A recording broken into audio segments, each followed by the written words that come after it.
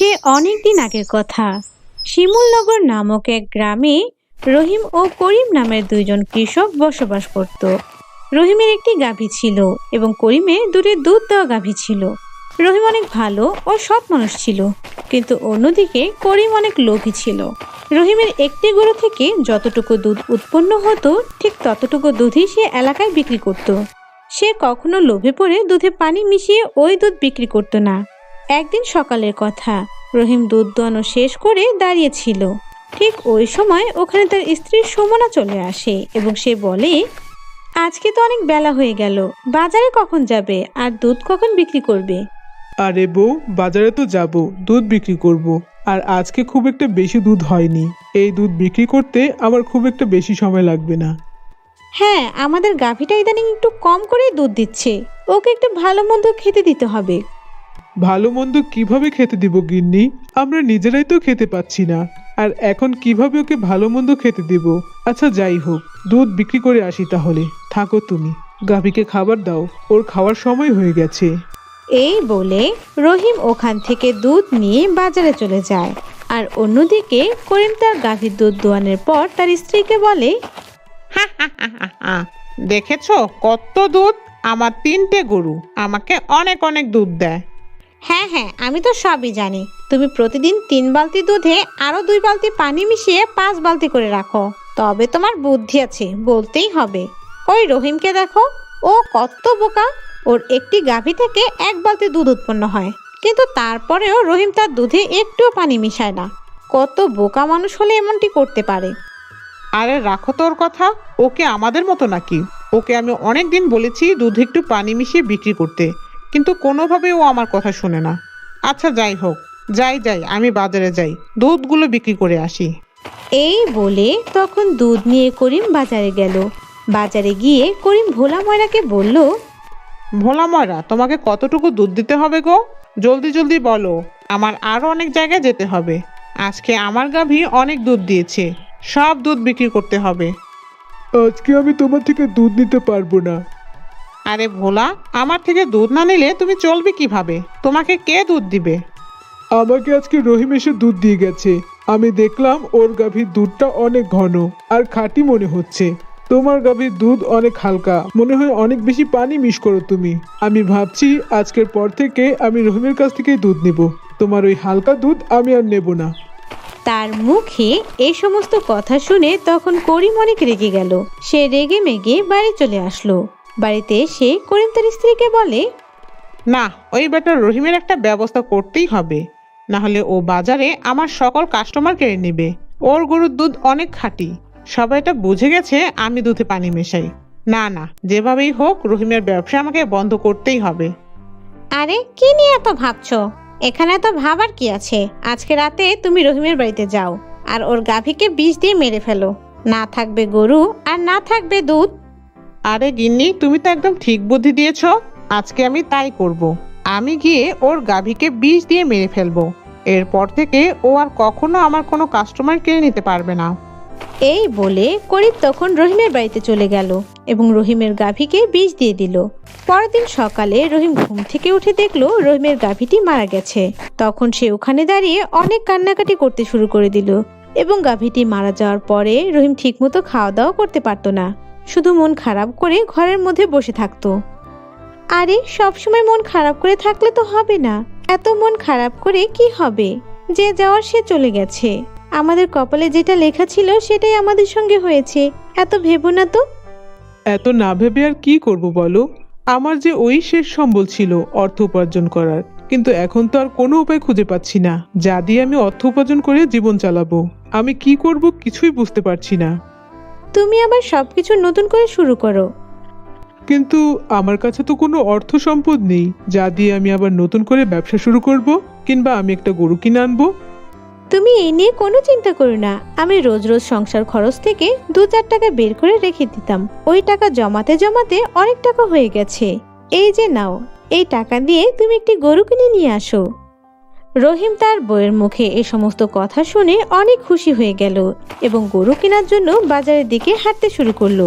সে যখন বাজারে যাচ্ছিল তখন তার সামনে একজন বৃদ্ধা মহিলা এসে দাঁড়িয়ে তাকে বলল, বাবা, আমাকে একটু সাহায্য করো।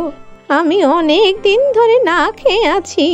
আমি অনেক ক্ষুধার্ত আর আমি অনেক অসুস্থ হয়ে পড়েছি। আমার কিছু টাকার প্রয়োজন আমার চিকিৎসার জন্য। কিন্তু বুড়িমা, এই টাকাটি আমি তোমাকে দিয়ে দিলে এরপরে আমি কিভাবে আমার জীবন চালাবো? বুড়িমা, এই টাকা আমার জীবনের শেষ সম্বল। তোমার তো হাত পা আছে, তুমি জোয়ান মানুষ, তুমি ঠিকই কামাই করে নিতে পারবে বাবা। কিন্তু আমি তো বৃদ্ধ মহিলা, আমাকে কেউ ঠিক মতো ভিক্ষা দেয় না। তুমি আমার এই উপকারটা করো বাবা।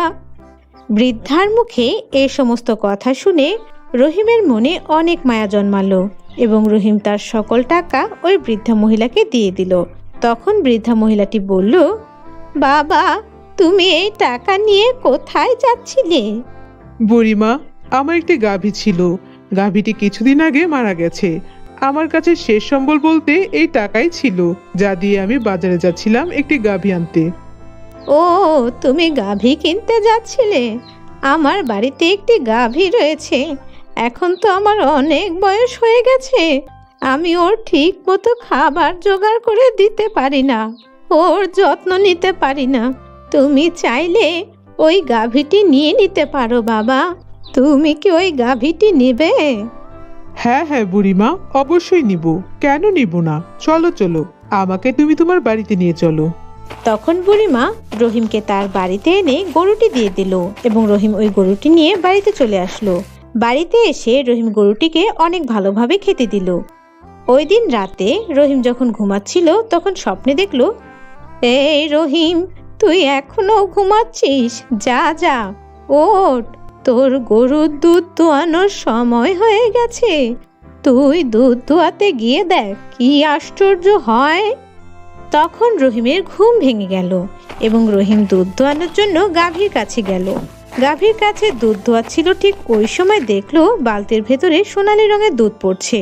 সে তখন অবাক হয়ে তার বউকে ডাকতে থাকলো, আরে বউ, কোথায় তুমি? এদিকে আসো। দেখো এই গাভী কি চমৎকার দেখাচ্ছে। এখন তো দেখছি গরুর দুধ সোনার কালার হয়ে গেছে। আরে, এ তো দেখছি সোনালী রঙের দুধ নয়, এটা তো সত্যি সত্যি সোনা গো। রহিম ও রহিমের বউ এই সমস্ত ঘটনা দেখে অনেক খুশি হলো এবং এরপর থেকে রহিম ওই গাভীর দুধ স্বর্ণকারের কাছে বিক্রি করত আর ওই টাকা দিয়ে অনেক সুখে শান্তিতে জীবনযাপন করছিল। রহিম গাভীর দুধ বেচে যে টাকা পেত ওই টাকা দিয়ে গ্রামের সকল গরিব মানুষকে সাহায্য করত। এই বিষয়টি দেখে করিম অনেক হিংসে করত। আরে, ওর কাছে নাকি জাদুর সোনার দুধ দেওয়া গরু আছে। যেভাবেই হোক ওই গরুকে আমার মেরে ফেলতে হবে।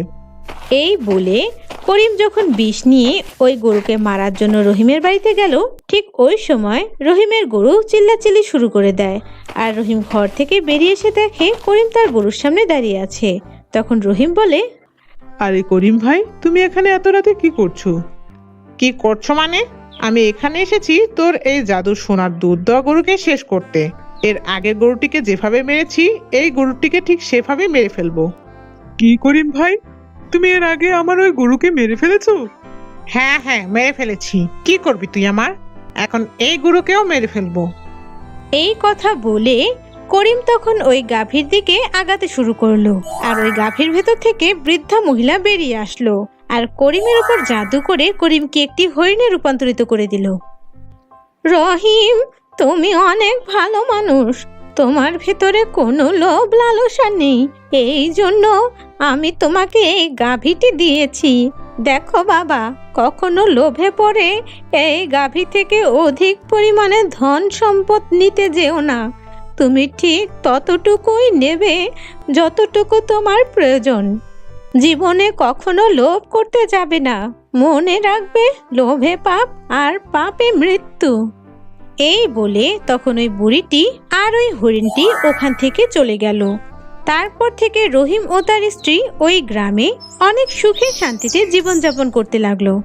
তো বন্ধুরা, আমাদের আজকের গল্প তোমাদের কাছে কেমন লেগেছে তা অবশ্যই কমেন্টে জানাবে।